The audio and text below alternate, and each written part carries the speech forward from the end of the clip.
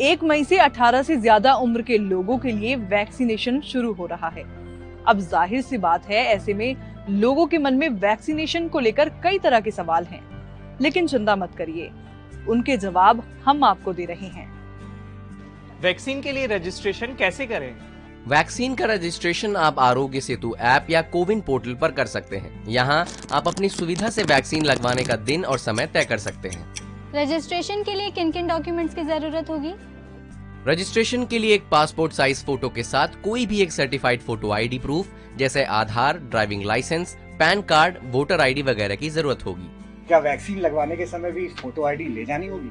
हाँ, जो आईडी आपने रजिस्ट्रेशन के समय दी थी उसी को साथ ले जाना होगा। वैक्सीन के कितने डोज होंगे और कितने दिनों के अंतर पर इन्हें लेना होगा? दोनों वैक्सीन के 2-2 डोजेस दिए जाएंगे। कोविशील्ड के पहले और दूसरे डोज के बीच 4 से 8 हफ्तों का, तो वहीं कोवैक्सीन के दोनों डोजेस के बीच 4 से 6 हफ्तों का फासला रहेगा। क्या दोनों डोजेस के लिए अलग अलग रजिस्ट्रेशन कराना पड़ेगा? नहीं, दोनों डोजेस के लिए एक बार ही रजिस्ट्रेशन कराना होगा। कोवैक्सीन और कोविशील्ड में बेहतर वैक्सीन कौन सी है? क्लिनिकल ट्रायल्स में दोनों ही वैक्सीन वायरस को रोकने में कारगर पाई गई हैं, इसीलिए दोनों ही वैक्सीन बेहतर हैं। क्या मैं दोनों वैक्सीन में से कोई भी वैक्सीन कभी भी लगवा सकता हूं अपने मन से? नहीं, ये इस पर निर्भर करता है कि आप जिस वैक्सीनेशन सेंटर पर जाएंगे वहाँ कौन सी वैक्सीन अवेलेबल है। मुझे पहले कोरोना हुआ था, अब मैं बिल्कुल पूरी तरीके से ठीक हूँ। क्या अभी भी मुझको वैक्सीन की जरूरत है? बिल्कुल, कोरोना के कई मामले रीइंफेक्शन के हैं, इसलिए आप रिकवर हो गए हों तब भी वैक्सीन लगवाएं। किन्हें वैक्सीन नहीं लगवानी चाहिए?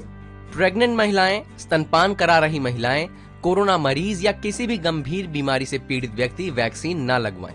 मैंने पहला डोज कोवैक्सीन का लगवाया, दूसरा कोविशील्ड का लगवा सकता हूँ? बिल्कुल नहीं, आप पहला डोज जिस भी वैक्सीन का लगवा रहे हैं, दूसरा डोज भी उसी वैक्सीन का लगवाएं। क्या वैक्सीन लगवाने के बाद भी मास्क लगाना पड़ेगा? बिल्कुल, वैक्सीन लगवाने के बाद भी पहले की तरह ही सावधानी बरतना जरूरी है। शरीर में एंटीबॉडी बनना कब शुरू होगी? वैक्सीन के दोनों डोजेस लेने के 2 से 3 हफ्तों के भीतर शरीर में एंटीबॉडीज बनना शुरू हो जाती हैं। वैक्सीन लगने के बाद किस तरीके के लक्षण दिख सकते हैं? जिस जगह वैक्सीन लगाई गई वहां हल्का दर्द, सिर दर्द, बुखार, चिड़चिड़ापन, चक्कर आना जैसे लक्षण दिख सकते हैं। ऐसा होने पर डॉक्टर की सलाह से दवा ले सकते हैं। क्या वैक्सीन लगाने के बाद भी कोरोना हो सकता है? वैक्सीन कोरोना से बचाव की 100% गारंटी नहीं देती है, लेकिन कोरोना से लड़ने में आपकी शक्ति जरूर बढ़ा देती है। वैक्सीन से पीरियड्स पर कोई असर तो नहीं पड़ेगा? नहीं, पीरियड्स एक पूरी तरह से नेचुरल प्रक्रिया है। वैक्सीन का इससे कोई लेना देना नहीं है। वैक्सीन की कीमत कितनी है?